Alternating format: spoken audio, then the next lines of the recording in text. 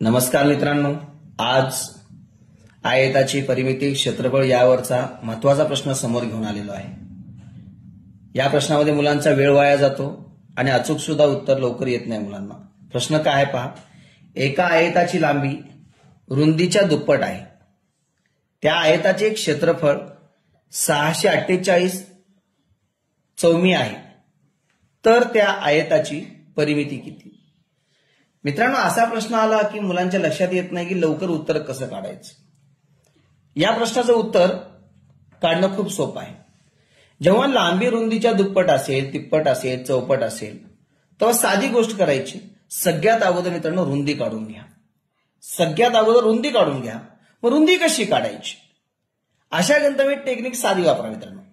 या ठिकाणी लांबी रुंदीच्या दुप्पट आहे, मग या ठिकाणी मित्रांनो आपण रुंदीला लहान आहे, रुंदी लहान असणार आहे, मग रुंदीला पी मानूया। डायरेक्ट ट्रिक्स न सांगता आपण स्पष्टीकरण म्हणून समजून घ्या सोप्या पद्धतीने। रुंदी पी आहे तर तुमची लांबी किती होणार आहे? दुप्पट आहे, म्हणजे 2p झाली। लांबी दुप्पट 2p झाली। मग अशा प्रश्नामध्ये सगळ्यात अगोदर क्षेत्रफळावरून रुंदी काढणं सोपं जातं। मग रुंदी कशी काढायची?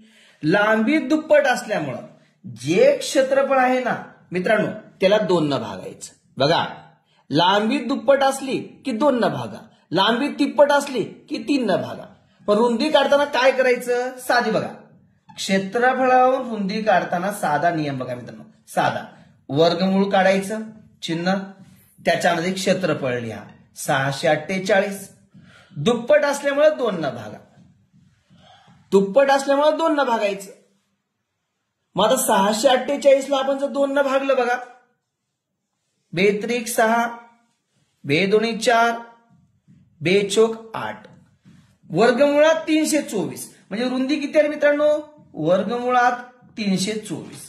मग आपल्याला रुंदी काढताना वर्गमूळ 324 कुणाचा वर्ग आहे विचार करा। 324 कुणाचा वर्ग आहे? वर्गसंख्या तर पाठच पाहिजे ना, लॉजिक कधी कामाला येणार? मग लॉजिक करण्यासाठी वर्गसंख्या घनसंख्या तुम्हाला आल्याच पाहिजे। मग 324चं वर्गमूळ काय आहे मित्रांनो? 18। 18चा वर्ग 324 आहे। बघा मित्रांनो, रुंदी सापडली 18।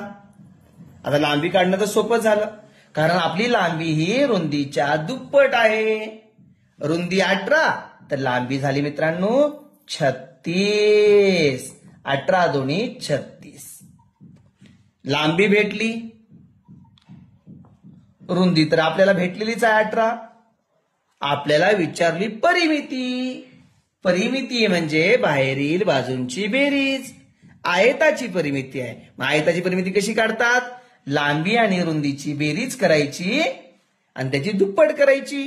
36 आणि 18ची बेरीज करा 54, आणि 54ची दुप्पट लांबी रुंदीची बेरीज करून दुप्पट करायचं। 54 गुणिले 2, 4 दोन्ही 8, 5 दोन्ही 10, 108।